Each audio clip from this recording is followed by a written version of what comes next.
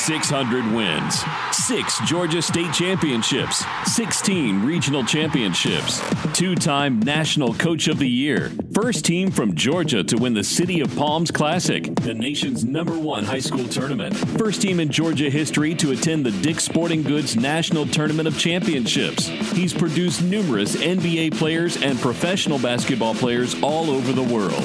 It's real basketball talk. It's real help and real life with Coach Doug Lipscomb on the BG Podcast Network.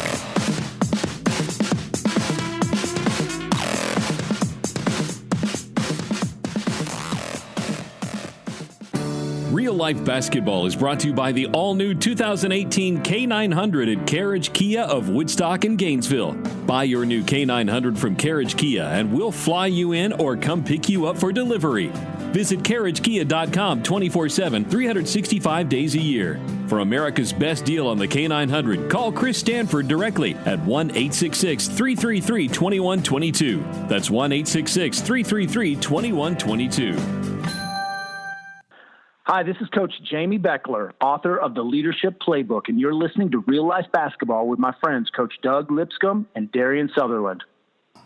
And welcome once again to Real Life Basketball Fridays, Coach's Corner edition. Darien Sutherland and the legend, Coach Doug Lipscomb, here with us, or Douglas Lipscomb. What did they call you growing up? Was you called Douglas when you got in trouble, or did you just call Doug? What did your mama say? Both. You both? So if your mama yelled, Douglas! Get your tail in here. I'm on my way. You're on your way, yes, ma'am. Hey, Coach, got a great friend of yours, and we're so fortunate today to have assistant coach Kenny Payne with the University of Kentucky and with us today. And you know what? I give Kentucky fans a hard time on Real Life Basketball, but I will say this, and I will give props to Kentucky fans. They are some of the most loyal in the country. Would you not agree? Oh, yeah, they're fanatics. And they love their basketball. And the best thing about most Kentucky fans is they're built like me. Not like you. They couldn't play basketball. Have you ever noticed that? Well, no. Come on, tell the truth. You've seen their fans in the stands. Well, I'm not going to talk about anybody's weight right now. Hey, you know what is it? Hey, have you've been to Rupp Arena, right? Yes. Have you ever drank that drink they got up there called L8? Nope. ALE8. You know what it is? Ain't nothing but ginger ale. But if you go in University of Kentucky, L8 is the biggest thing going, man. It is. People love L8. I mean, it's like a little private bottle ginger ale up there. And they got another place. I'm going to tell you a place to go eat when you're up there. It's called Malone's Steakhouse. You ever been there? Yes, sir. Best steak in America. Let me say something about that L8. They might need to change that to W8. They might need to change something because, Kentucky's having a here's what I look forward to asking Coach Kenny. It's been an up and down year. He's coaching some young guys this year. And when you were coaching, could you tell when you were a high school coach, the majority of the time, high school coaches have a little bit different than college coaches. When you generally have a older team, junior or senior laden team. But I'm sure somewhere along your process you had a younger team. Maybe juniors and sophomores even freshmen led the team. How is it different from a high school coach's perspective, coaching younger kids, than it is older kids? Well, it's really no difference. I don't think we need to try and be or change our attitude or the way that we're going to approach the game. I mean, they got to be mentally tough when they get onto the court. Doesn't matter if they're 15 or 18 or 14. Got to be ready to go. Yeah. Have you ever had a kid that was 15 that was better than the 18-year-olds, but the 18-year-old was mentally better physically than the 15-year-old, so you had more trust in the 18-year-old to play than the 15-year-old? Well, I think you're going to have to play them both together, because the younger kid can learn from the older kid. And he's there. The older kid is there to set a good example for the younger person, basically. For an 18-year-old kid, sometimes that's tough, setting an example. Well, no, not necessarily. At all times, we're in control of effort and attitude. Yeah. So we'll keep that in mind. We won't mention nobody's ever had bad. You never had no kid have bad attitude in 25 years, did you? Well, some days I had a bad attitude. We all have bad attitudes. Sydney's sitting in here with us today because Nick ain't here producing the show. She got a bad attitude. What about that, Sydney? Oh, my goodness. She's making her nervous. Well, hey, let's go to our interview, Coach, with Coach Kenny Payne of the University of Kentucky. And, hey, if you want to find out more about real-life basketball in our information, go to iTunes and pull down episodes, or go to Facebook, Real Life Basketball on Facebook, and you can find us there. And we got a website hopefully coming up pretty soon. What do you think, Coach? Sounds good. All right, Coach Kenny Payne on the BG Podcast Network. Come see the Carriage family and experience the Carriage difference. Kia is keeping it real with the all-new 2018 K900. Drive the car LeBron James drives and other NBA players call their preferred vehicle of choice. And right now, Carriage Kia of Woodstock and Gainesville has your new K900 ready for delivery. Go online, handle everything, then upon completion, we will fly you in to pick up your new K900 or deliver it directly to you. Call Chris Stanford directly at 1-866-333-2122. That's 1-866-333-2122. Ask for Chris Stanford. Carriage Kia, 24/7, 365 days a year at carriagekia.com. Come see the Carriage family and experience the Carriage difference. Darren Sutherland here would be with Real Life Basketball. Coach Doug Lipscomb with us. Coach Doug, we got one of your good friends on the line today, coming from the Bluegrass State of Kentucky. Why don't you introduce him, Coach Doug? Coach Kenny Payne from the University of Kentucky. Good morning, Coach. How y'all doing, guys? Well, we're doing great, Coach, and we appreciate you taking time out of your meeting with Coach Cal and everything. You spending time with us down here and just keeping it real. And you and Coach Doug been friends a long time, huh? Long time. One of the greatest guys in the coaching industry, high school, college, or pro. That's Doug Lipscomb. Well, thank you, Coach. And every time I go to Wheeler High School and see his name on the building, I'm ecstatic about it. I know that guy. Yeah. That's it. I kid him about that all the time. And, Kenny, I got to go off script for one question, and I go off script for one question most every time we do an interview. Give me a little insight on Doug Lipscomb that other people don't know about. You know, I've had his players tell me. I had Sharif on the other week, and Sharif said, man, he's the best ping pong player I've ever seen. Give me something you remember about Coach Doug that's different than most high school coaches. I can tell you a few years back, I came in to see the kid, DeQuan Jones, and I walk in his office, and we're sitting there talking, waiting for DeQuan to get out of class, and he gives me a 25-minute dissertation on how to mow the yard. That's a new one, Doug. It's a pattern. You got to get that pattern down. You know? Yeah, he had left his turn. own distinct pattern to mowing his grass. Hey, Coach Kenny, maybe you can get him a job up there at UK mowing that field. You know how when you mow No, he's too big time for that. He's too big time for that. Hey, I think the fella down here cutting the Braves grass making more money than all of us. So Hey, Coach, what's it like coaching with John Calipari? Straight up. Well, I've been fortunate enough to have a friendship, a relationship with him before I came to Kentucky. And a lot of people don't know this, but when I was going back to school after having a professional career, I went back to school at the University of Louisville. And out of the blue one day, he called me and said, you know, Kenny, I want you to come down to Memphis and spend a couple of days with me. I read an article in the Louisville newspaper about how you're going back to school and the classes and the amount of classes you're taking and the motivation that you have to get this degree. And I want you to come down and talk to my guys. And I know you have a relationship with Milt Wagner. We were teammates at Louisville, and he had him on his staff. And I went down, and the way he welcomed me, the way that he treated me with respect, the way that he allowed me access to his program inside and out. And from that day on, got nothing but love for him because at that time in my life, I didn't know I wanted to be a coach. I didn't know if that was the route I was going to take. And he opened arms to me to a point where, you know, at that time him and Larry Brown were doing a coaches clinic with 90% of the guys being NBA guys. And they were just throwing ideas out there. And I mean, you're talking about Isaiah Thomas and Pat Riley and the list of Hubie Brown, and the list goes on and on of all these NBA guys.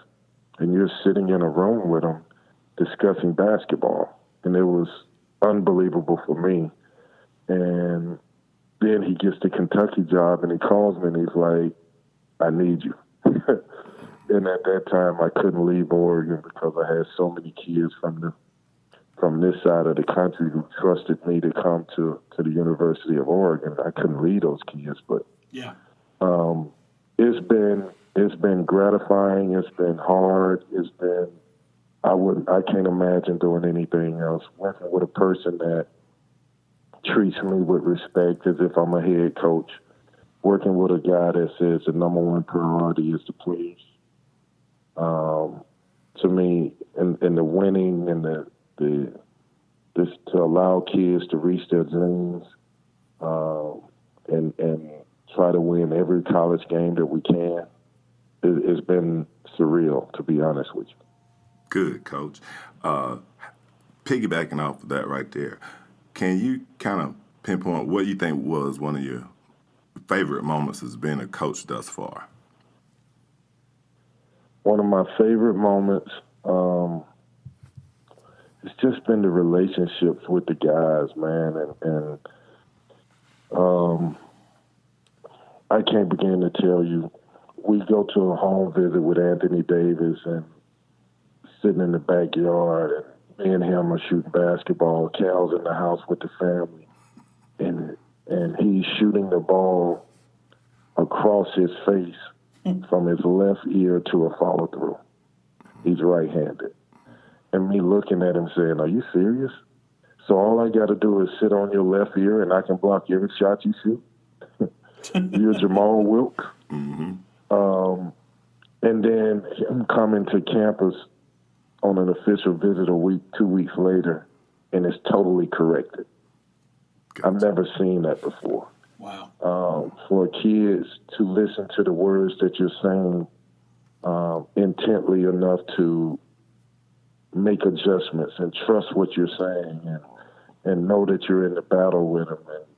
And I mean, the Devin Bookers, the Julius Randles, the Willie Cauley-Steins, the Twins, the Tyler Eulis, Jamal Murray's, those relationships are true relationships that are not just the kid and a coach, but their families.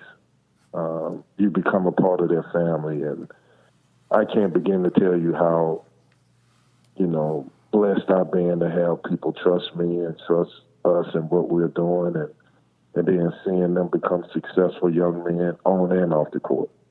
Coach Kenny, I think we all see Coach Cal looking in on the outside, and we see the picture that the media portrays sometimes, especially this one-and-done situation. But I tell you what gave me newfound respect for him, and not that I'd ever lost any respect for him, but when I saw the ESPN 60, whatever, the ESPN special, where he talked about when he was at Memphis, and he coached Jawan Wagner, the kid that left after his first year, and said, hey, go to the NBA. And then a year and a half later, the kid's diagnosed with a disease where he can no longer play in the NBA. If Coach would have held that guy back, there is no doubt he would have never received that NBA contract and that money.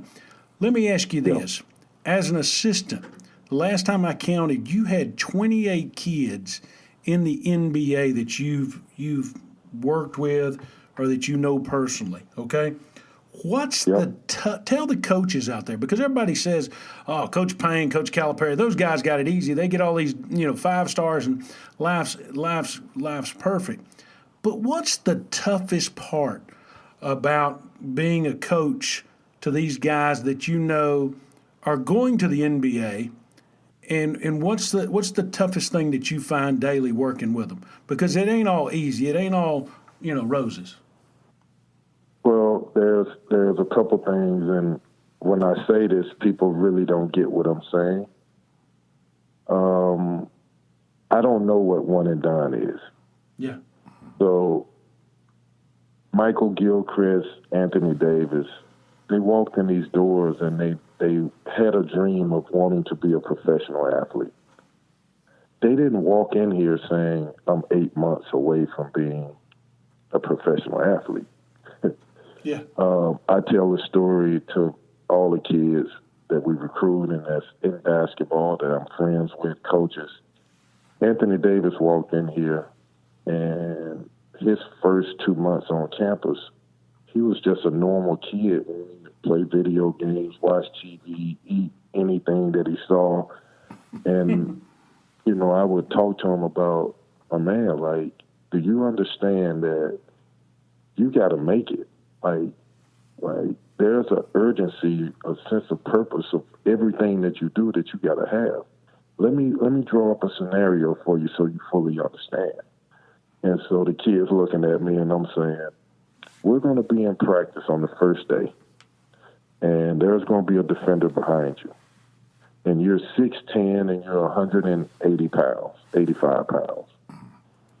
Somebody's going to pass the ball to you, and that guy's going to have a forearm in your back, the defender, and he's going to bump you. And you're going to shoot a fall-away jump hook, or you're going to shoot a turnaround jumper and land on one leg and fall down. Coach Cal is going to stop practice and say, we are not throwing Anthony Davis the ball when there's a defender between him and the basket. Gotcha. Now, what we are going to do, he's going to come out of the post and set a ball screen. And I don't care if you throw it off the ceiling. I don't care if you throw it off the shot clock. He's going to catch it and dunk it. And I said, Anthony, the reality of what that is, that's not a basketball player. That's a circus show. That's an alley-ooper. Right. Do you really want to be that?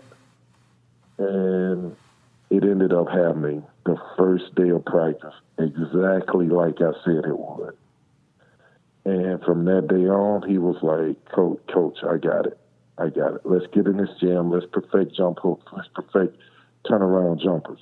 And then it became, he mastered it. And by the end of the year, he was dominant on both ends of the floor.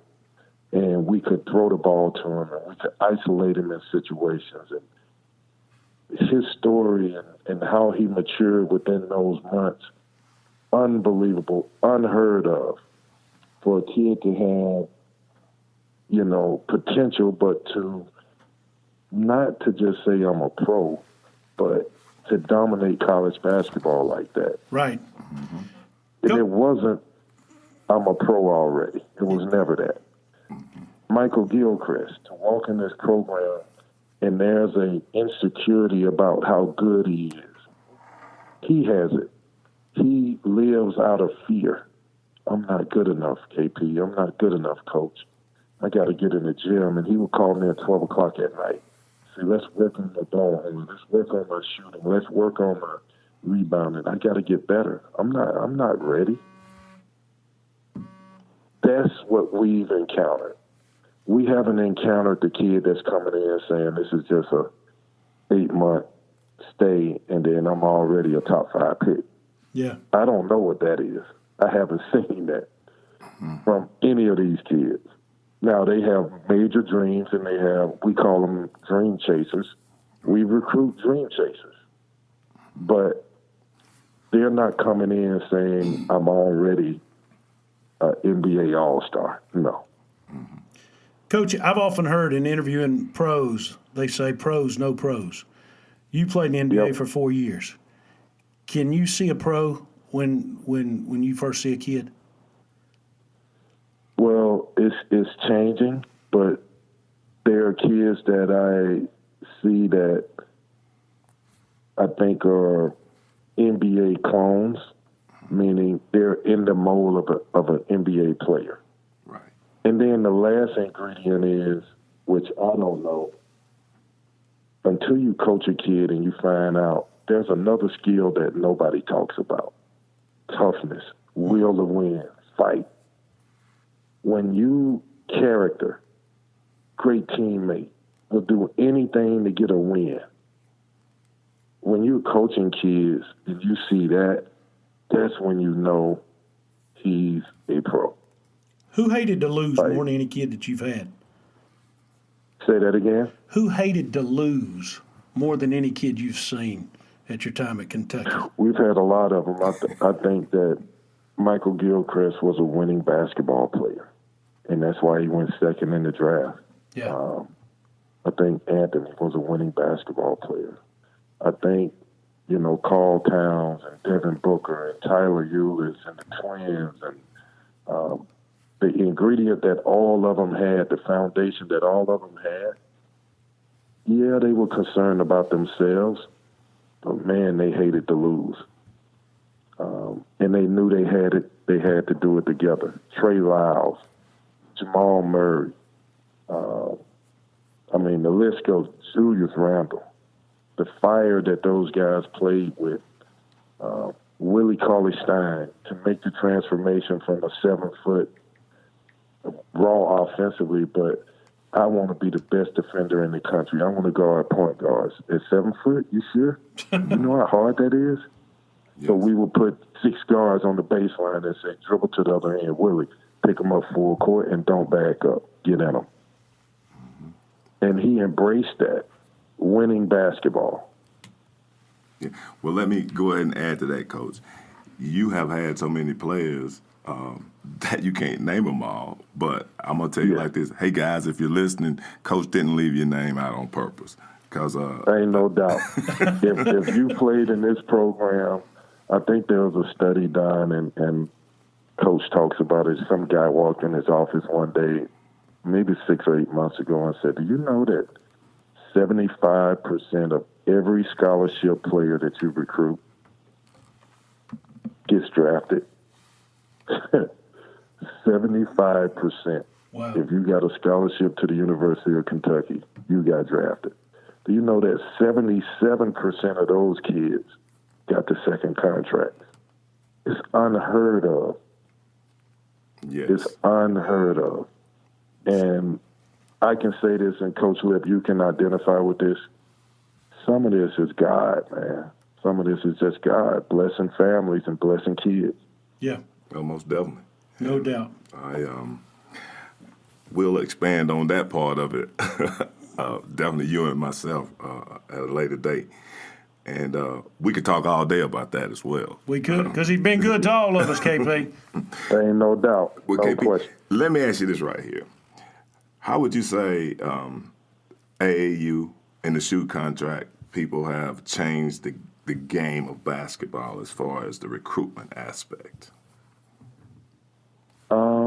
I would say there's been a couple of facets that have changed the scope of college recruiting. AAU, to me, has not been a bad thing. There's aspects of it that gives these kids a falseness. But overall, I can't say that it's been bad. For me, the thing that's, and I don't want to say a negative, they play so many games, is, all right, we lost, let's move to the next one. And that mentality is like constant throughout the whole class, the whole culture of these young kids coming in. They don't understand, like, losing should feel like really you're dying. You're fighting for your life, opposed to, I just didn't have it today, we'll get them next time. To me, that's the negative of AAU. But for the most part, I think that in the inner cities where there's guys that are mentoring people, there's some good people out there, man, that I can see why a mother and a father would trust that guy. Mm-hmm. You know what I mean? Yeah. Opposed to some guy that's, everybody's not a Dove Lipscomb coaching high school basketball. No doubt. I mean, you know what I mean? Like, you are a great mentor to young people. You're a great man. You're a God-fearing man. And what you did in high school, there's a lot of good people out there, but there's not a lot of people like you. That's just the reality of it. So, you know, if I'm a parent and I'm a single mother at home, and there's a guy that says, look, I like your son, and he's in the 5th grade, and I want you to take him and train him and get him right and teach him, and I can't do this as a mother. I got to work. Mm-hmm. And this guy grooms him, and all of a sudden he's a junior. He didn't do it for him to be a pro basketball player. Right. And then the kid ends up being a big-time player by the time he's a senior. Wouldn't you trust that guy? I would. That's my view on it. The shoe company stuff, you know, it's unfortunate what has happened. You know, but I can't speak on, because all I've heard so far has been the Adidas stuff. But I can't really, but it has changed. It has changed, but not all for the bad. Right. I think we overemphasize the bad. Most definitely. But it hasn't all been bad. Yeah, because rarely ever are you going to see an interview or something praising somebody for doing something good. No question. I mean, we always we had this little joke in my house is when the news came on, we ready to watch the bad news, because it's rarely ever you're going to see anybody doing anything good. Maybe a hero from time to time. Yeah.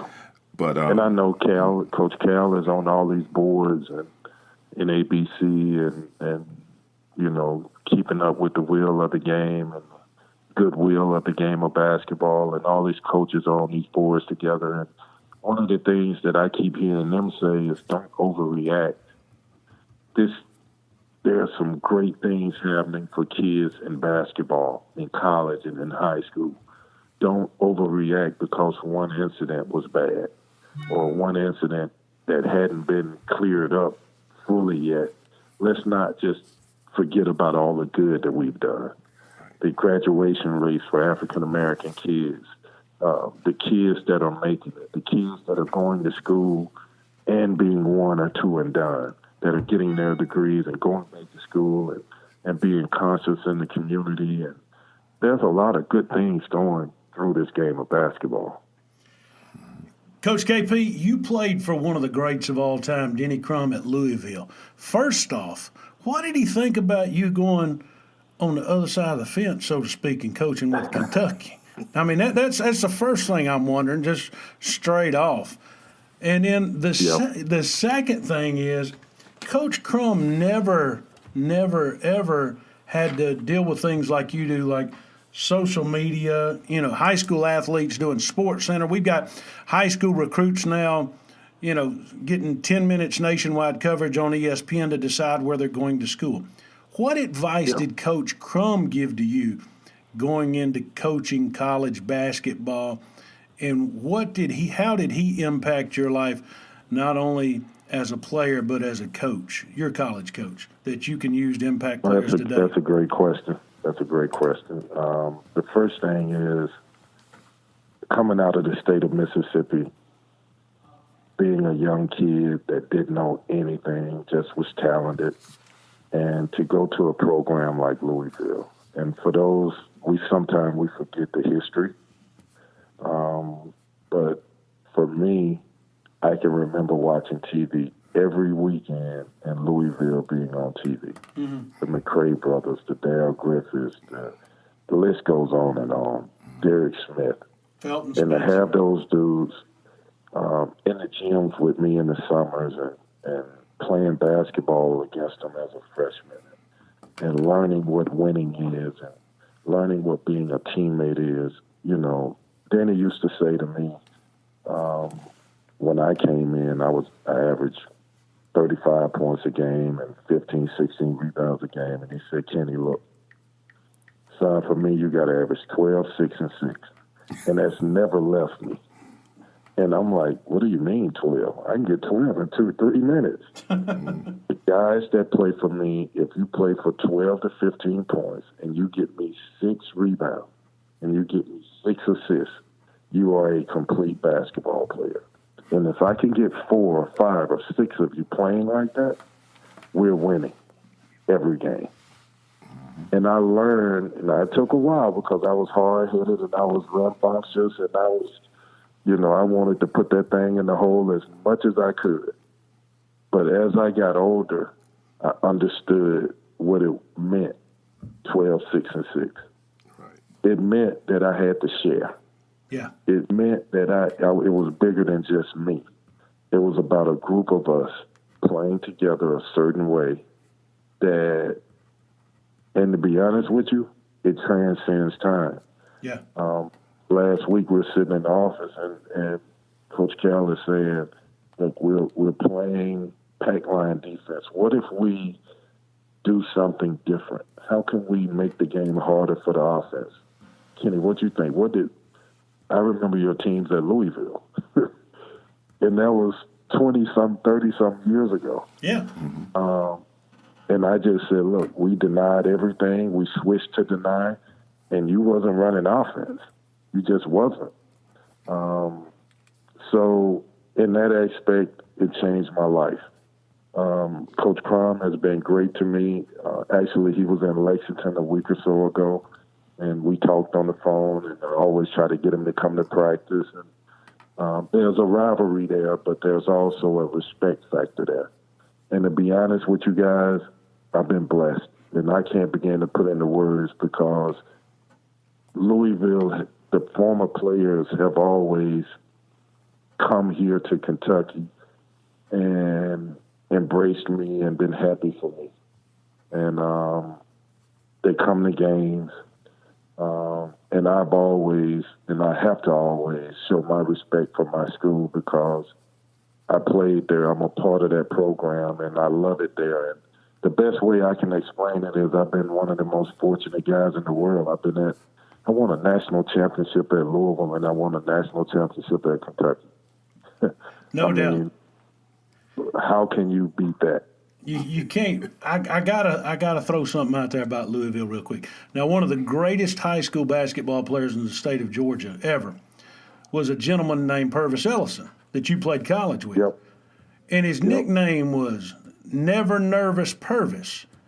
Was Purvis actually never nervous, Kenny, or did he get a little shooken up sometime? Just go ahead and keep it real. That's what we call it. Purvis was never nervous. The only time I've ever known Purvis to get nervous was in a classroom when he didn't understand the math class.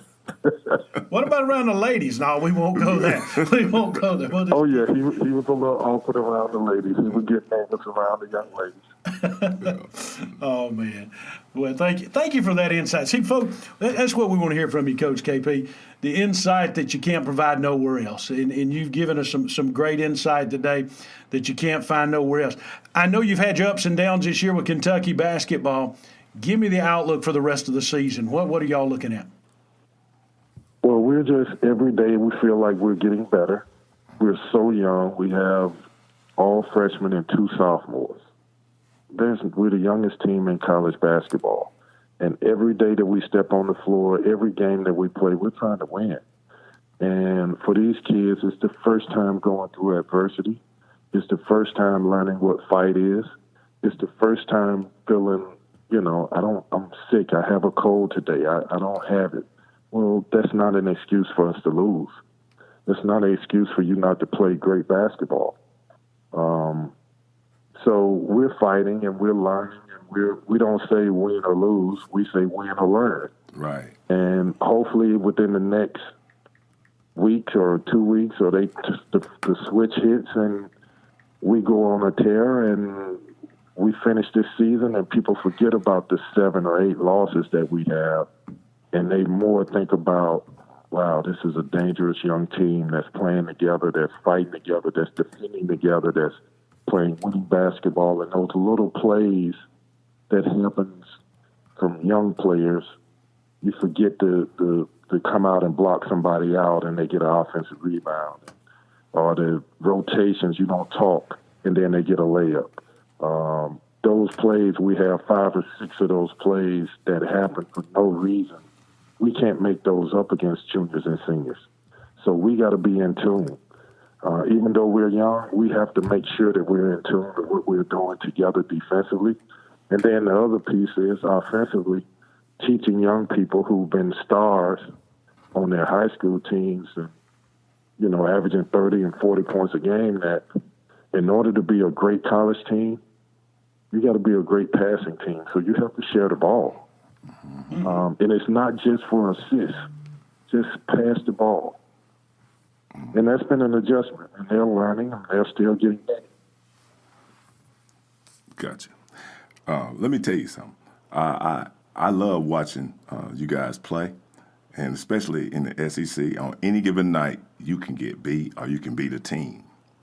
But your fan base is unbelievable, because I've been at like SEC tournaments, and somebody would be playing before Kentucky, and then the fans would say something like, I'm glad that JV game is over, so now here's the real basketball. Yeah. We're fortunate enough to have an unbelievable fan base that really live and die through Kentucky basketball.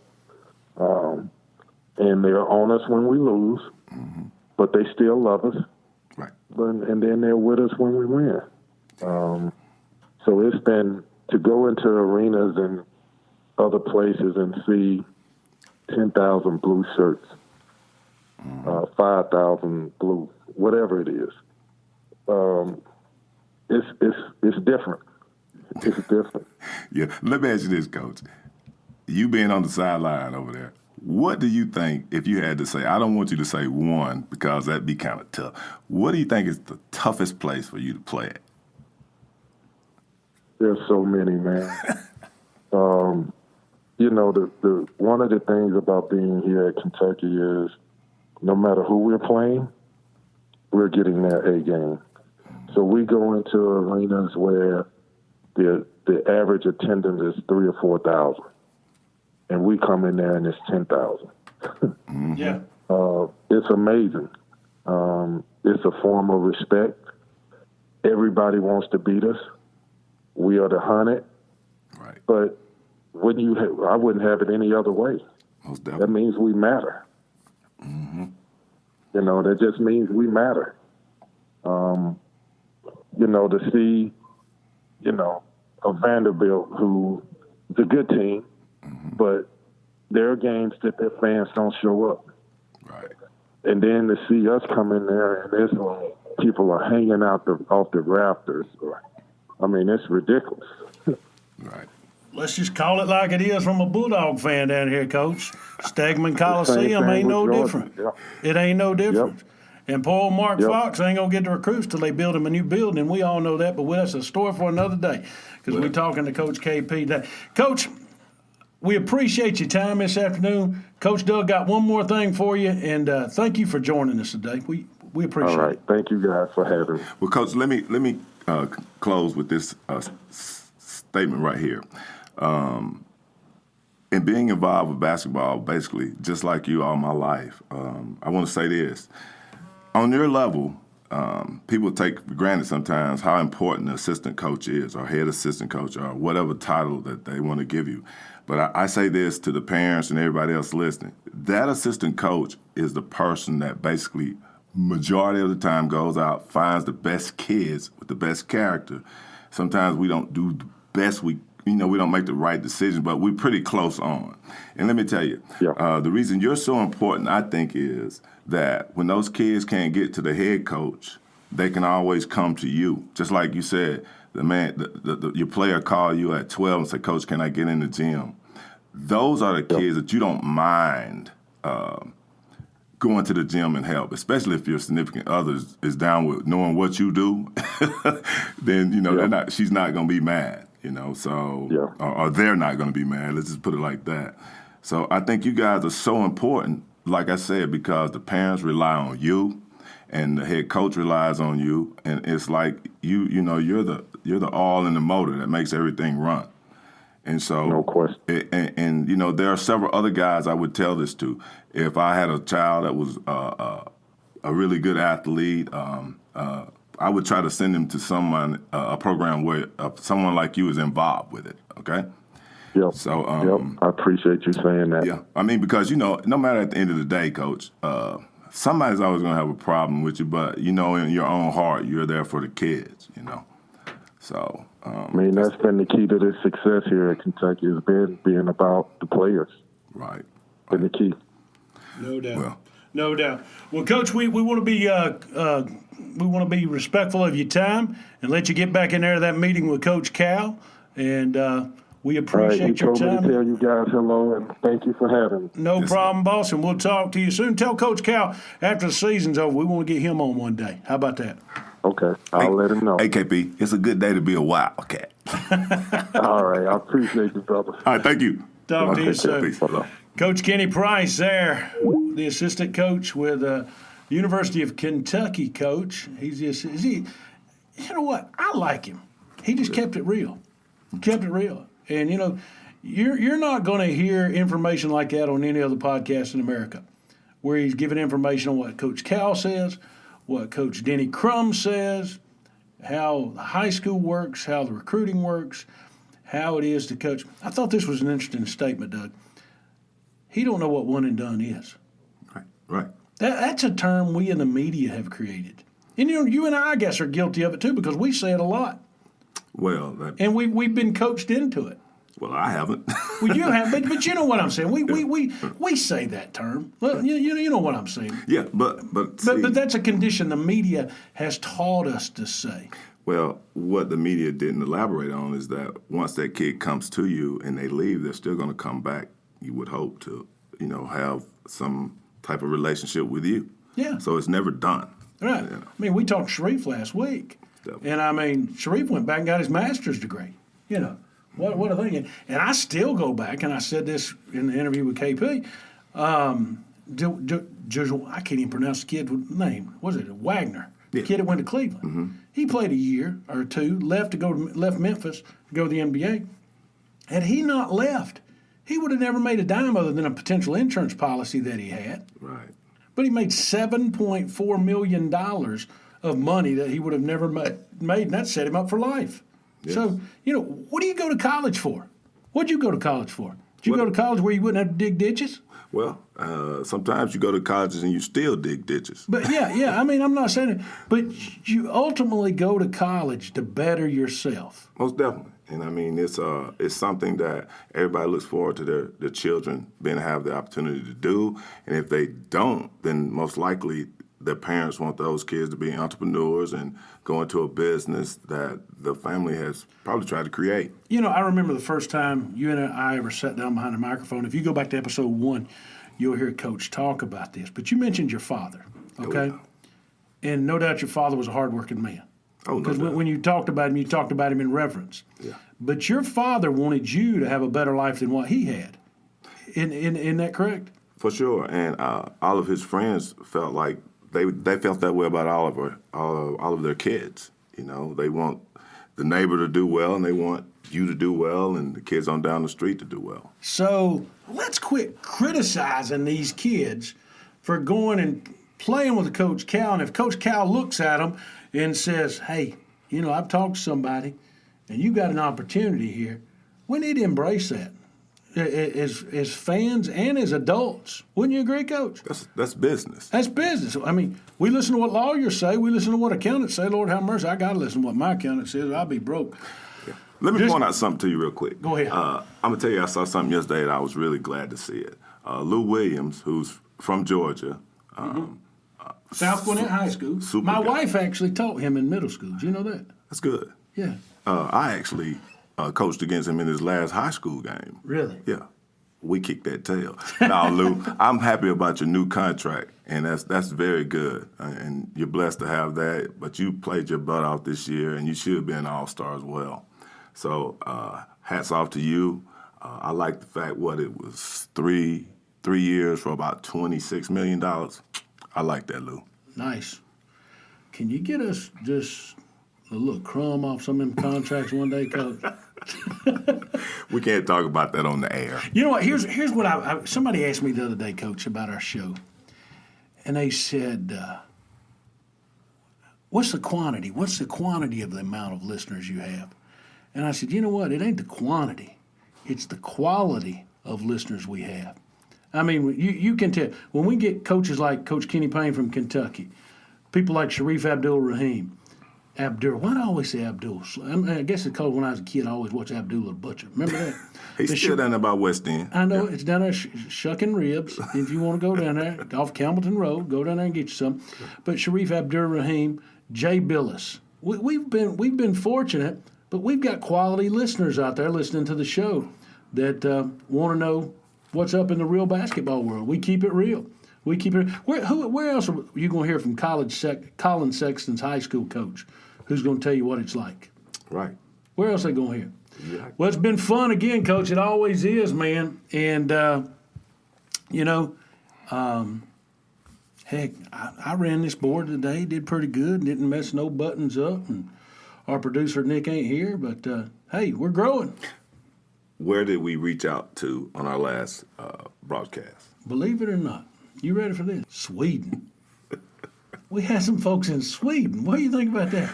Hey, we getting out there. So anyway, hey, you've been listening to the Real Life Basketball Podcast with Coach Doug Lipscomb, Darren Sutherland on the BG Podcast Network in Marietta, Georgia. Check us out on Facebook at reallifebasketball.com. That's reallifebasketball.com. We'll interact with you. Twitter, we got a website coming out soon. Go to iTunes and download our episodes. There's 15 or 16 of them now. You know, it seems like we put 15 or 16. That's actually 2 days of work we put in this, Coach.